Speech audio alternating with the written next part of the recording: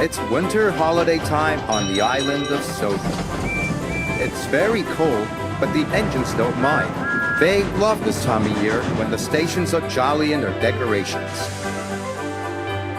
There is plenty of work with passengers and parcels to be delivered, no matter what the weather. Driver says there's more snow on the way, said Edward. We'll soon be wearing our snow plows, said James.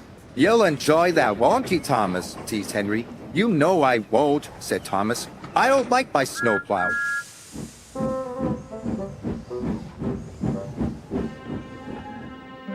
Sure enough, that night the wind blew and the snow fell heavily. The next day, Sir Topham had arrived. He told the engines they were to have snowplows fitted. And you are to collect a special from Cowan Station. It's needed for the village feast on Towie's branch line. Thomas was excited about a special, but not about a snowplow. Please, sir, my plow is awkward and uncomfortable. Do I have to wear it? Everyone has to wear a snowplow, said Sir Topham Hatt. The fitter, his driver, and fireman all helped with Thomas's snowplow. We'll have to try that again, laughed his driver. Big, horrid, awkward thing, Thomas grumbled. He was much happier when he arrived at Callan Station and saw his special. It was a beautiful Christmas tree.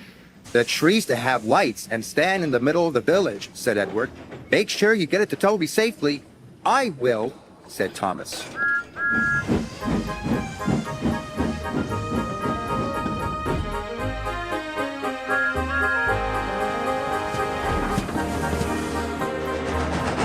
Thomas arrived at Maithwaite and Toby was very happy to see him.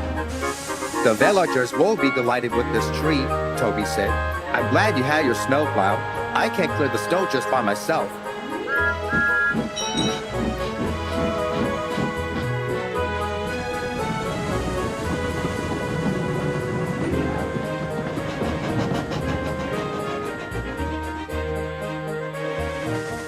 Thomas couldn't see.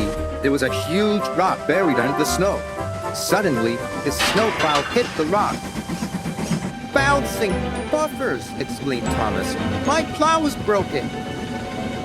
His driver tried to stop, but the broken plow hit the water tower. Cinders and ashes, exclaimed Thomas. We can't go any further, said Thomas's driver, and there's no one to help us. But the villagers need their tree, said Thomas. Let me try again. I'm sure I can make it. It wasn't easy without a snowplow, but Thomas was determined.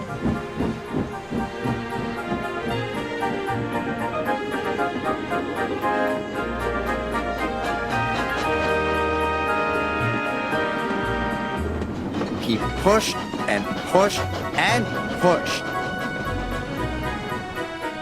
Thomas was trying as hard as he could, but there was just one snowdrift after another.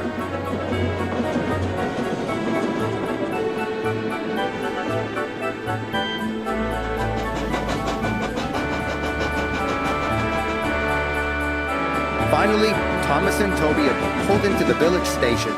Thomas whistled and the villagers cheered when they saw their beautiful tree. Hooray, they said. Hooray! The next day, Sir Topham Hatt said to Thomas. Thomas was worried. What would Sir Topham Hatt say about his broken snowplow?